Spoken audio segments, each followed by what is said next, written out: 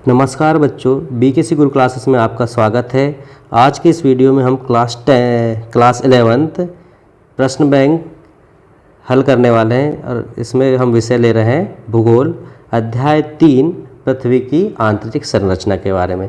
तो चलिए शुरू करते हैं। पहला क्वेश्चन है बहुविकल्पीय प्रश्न, इन्हें हम सॉल्व करेंगे।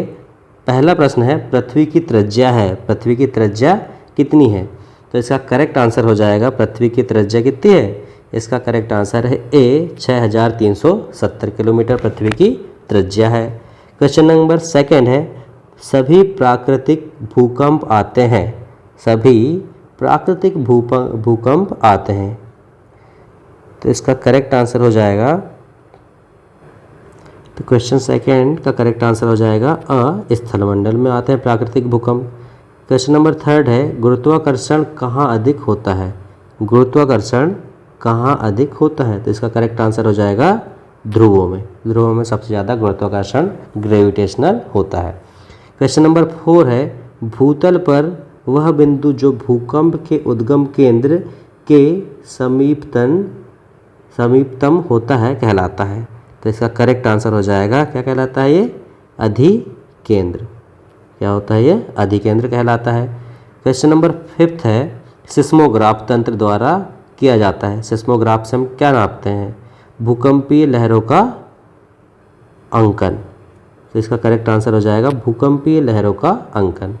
भूकंप की तीव्रता हम किस में नापते हैं? सिस्मोग्राफ में नापते हैं। क्वेश्चन नंबर 6 देखेंगे कौन सी भूकंपीय लहर धरातल पर सबसे पहले आती है? तो सबसे पहले कौन सी लहर आती है?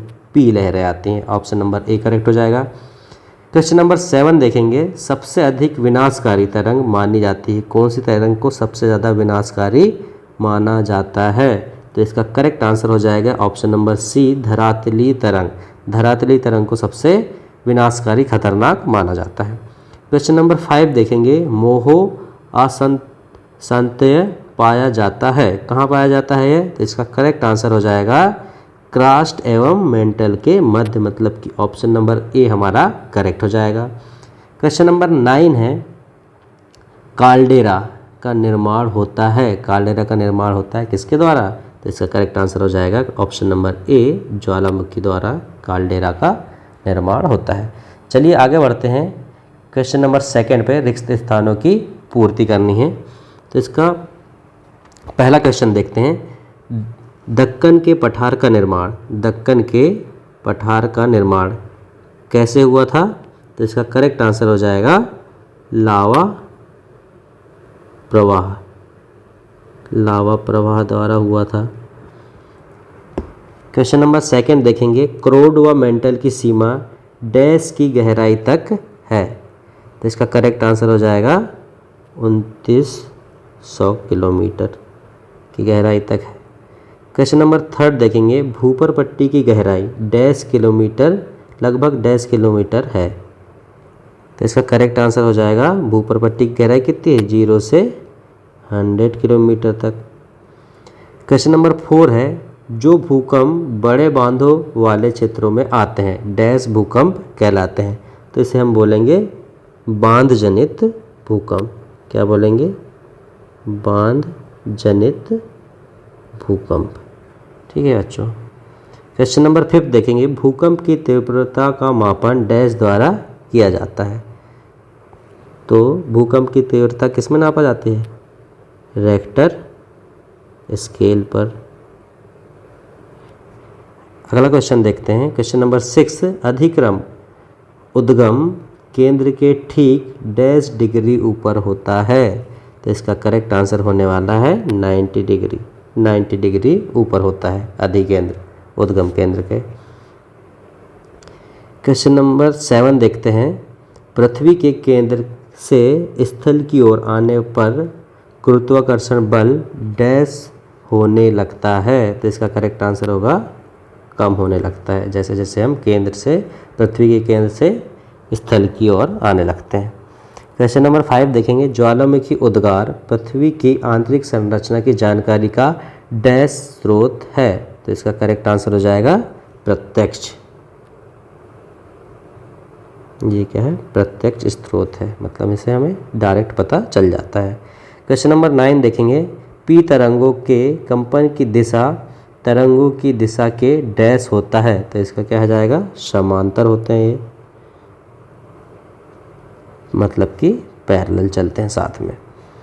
क्वेश्चन नंबर 10 देखेंगे, पृथ्वी की सबसे आंतरिक परत डैश कहलाती है, तो ये हमें पता है कि पृथ्वी की सबके अंदर की परत को बोलते हैं क्रोड। इसमें फर्स्ट है क्रोड हमेशा तरल अवस्था में पाया जाता है, तो ये क्या है, असत्य हो गया। सेकंड, इसमें एस तरंग सर्वाधिक नुकसान पहुंचाती है, यह भी असत्य है। थर्ड है ज्वालामुखी विस्फोट भूकंप आने का कारण भी है, तो यह सत्य बात है। क्वेश्चन नंबर 4 है महासागरों के नीचे भूपर पट्टी सर्वाधिक पाई जाती है, तो यह क्या हो गया, असत्य बात हो गई। फिफ्थ क्वेश्चन देखते हैं, दक्कन का पठार का निर्माण लावा प्रवाह से हुआ है, दक्कन का पठार का निर्माण लावा प्रवाह से हुआ है, फिफ्थ, ये क्या हो जाएगा, सत्य हो जाएगा।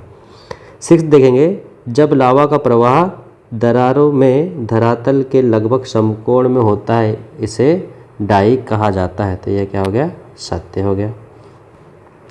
क्वेश्चन नंबर 7 देखेंगे, भूपर पट्टी एवं मेंटल के ऊपरी भाग को मिलाकर दुर्बलता मंडल कहते हैं, यह भी क्या हो जाएगा, करेक्ट हो जाएगा। क्वेश्चन नंबर 8 देखेंगे, खनन क्षेत्र में आने वाले भूकंप को नियाद भूकंप कहा जाता है, यह भी क्या है, करेक्ट है। क्वेश्चन नंबर 9 देखेंगे, पी तरंगे ठोस द्रव गैस सभी माध्यमों में चलती हैं, तो यह भी क्या है, सत्य बात है। नेक्स्ट क्वेश्चन देखेंगे, क्वेश्चन नंबर 5, एक शब्द या वाक्य में हमें उत्तर लिखना है। फर्स्ट क्वेश्चन है, पृथ्वी की आंतरिक संरचना को कितनी परतों में बांटा गया है, तो इसका करेक्ट आंसर हो जाएगा 3 परतों में बांटा गया है, भूपर पट्टी, मेंटल और क्रोड। सेकंड है, पृथ्वी का व्यास कितना है, तो इसका करेक्ट आंसर हो जाएगा 12,740 किलोमीटर।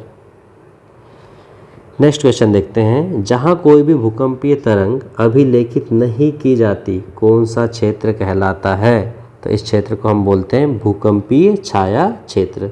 क्या बोलेंगे, भूकंपीय छाया क्षेत्र, इसका करेक्ट आंसर हो जाएगा भूकंपीय छाया क्षेत्र।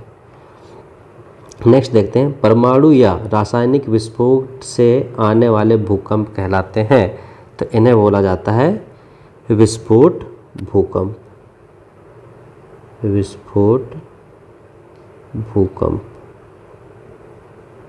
क्या बोला जाता है, विस्फोट भूकंप। क्वेश्चन नंबर 5 देखेंगे, जहां से निकलकर गैस, राख और तरल चट्टानी पदार्थ लावा पृथ्वी के धरातल तक पहुंचते हैं कहलाता है, इसे हम क्या बोलेंगे, इसे हम बोलते हैं ज्वालामुखी, ज्वालामुखी। नेक्स्ट है लास्ट क्वेश्चन है, मध्य महासागरीय कटक की लंबाई, इसकी लंबाई कितनी, 7,500 किलोमीटर। तो ये आज का आखिरी क्वेश्चन था। धन्यवाद।